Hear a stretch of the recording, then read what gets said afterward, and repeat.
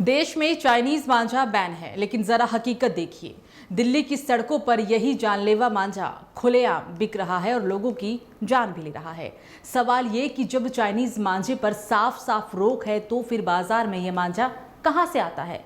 क्या बैन सिर्फ कागजों पर है या पुलिस प्रशासन की आंखों के सामने मौत का ये धंधा चल रहा है?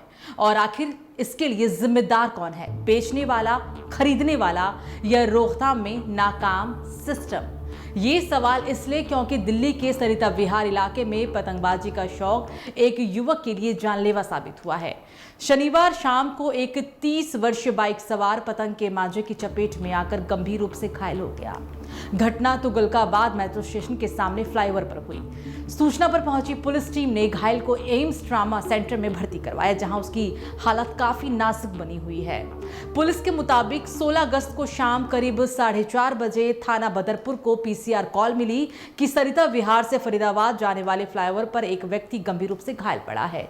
सूचना मिलते ही थाना प्रभारी, जांच अधिकारी और पुलिस टीम मौके पर पहुंची। घायल की पहचान रजनीश खुशीराम निवासी के रूप में हुई है। प्रत्यक्षदर्शियों ने कहा है कि बाइक चलाते समय अचानक लाल मांझा उसके गले में फंस गया। मांझा इतनी तेजी से लिपटा कि उसकी गर्दन पर गहरा जख्म हो गया और वो सड़क पर गिर पड़ा। हादसे के तुरंत बाद राहगीरों ने पुलिस को सूचना दी। पुलिस टीम ने घायल रजनीश को तत्काल एम्स ट्रॉमा सेंटर पहुंचाया, जहां उसकी हालत काफी नाजुक है। डॉक्टरों का कहना है कि गर्दन पर गहरे घाव और अत्यधिक खून बहने से स्थिति गंभीर है। प्रारंभिक जांच में स्पष्ट हुआ है कि यह हादसा लाल मांझे के कारण ही हुआ। पुलिस ने घटना को लेकर मामला दर्ज कर लिया और जांच भी शुरू कर दी है। स्थानीय निवासियों ने इस तरह के हादसों पर चिंता जताते हुए पतंगबाजी में चीनी मांझे जैसे खतरनाक धागों पर पूरी तरह प्रतिबंध लागू करने की मांग भी की है।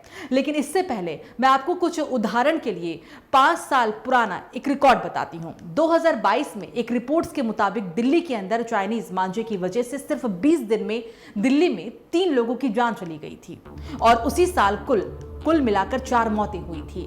2021 में दिल्ली के अंदर 4 लोगों की मौत हुई थी और मौत का कारण भी चाइनीज मांझा से चोट ही था। 2023-24 की अगर हम यहाँ पर बात करें तो दिल्ली के अंदर एक 7 साल की बच्ची की मौत हुई थी और कई लोग इससे घायल हुए थे। आंकड़े लोगों का क्या था फिलहाल स्पष्ट नहीं है। जनवरी 2024 में हैदराबाद के अंदर एक सैनिक की इस चाइनीज मांझे की वजह से मौत हुई थी और यहां तक कि उसकी गर्दन कट गई थी और कारण चाइनीज मांझा ही था। हाल ही में जम्मू कश्मीर की भी अगर हम यहाँ पर बात कर ले तो एक बाइक सवार की इससे मौत हो गई थी, उसकी गर्दन कट गई थी और स्पष्ट रूप से गर्दन कटने का जो कारण था वो चाइनीज मांझा ही था। दिल्ली में अभी अगर अगस्त की ही बात करें तो ये ताज़ा मामला बीती शाम का ही है, जहां पर युवक गंभीर रूप से घायल है। वो बच पाएगा या नहीं ये अभी कहना बहुत ज़्यादा मुश्किल होगा। कई राज्यों में अलग अलग स्थानों पर, दिल्ली, जम्मू कश्मीर, हैदराबाद, राजस्थान जैसे स्थानों पर कई ऐसी घटनाएं सामने आती रहती हैं। मौतों और गंभीर चोटें भी दर्ज होती रहती हैं। फिलहाल पुलिस कार्रवाई कर रही है। अब सवाल इसमें यह उठता है कि हर साल मांझे की डोर मासूम जिंदगियों को आखिर क्यों निकलती है, लेकिन सख्त कानून और कार्रवाई के बावजूद हादसे अभी तक थमते क्यों नहीं?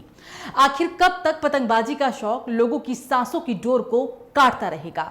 इस खबर पर आप क्या कहना? इस खबर पर आपकी क्या राय है? आप हमें कमेंट सेक्शन में जरूर बताएं।